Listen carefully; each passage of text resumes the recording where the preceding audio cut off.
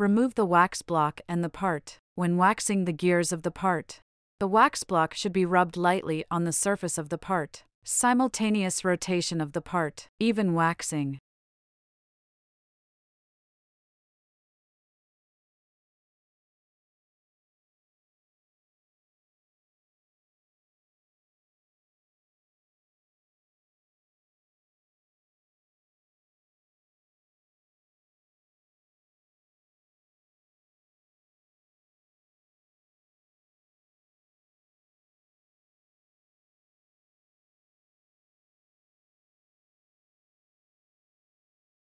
Waxing the surface of the part. Slide the wax block over the surface of the part. At the same time, with a bit of pressure, even waxing the surface to be waxed. Waxing the inside of the part.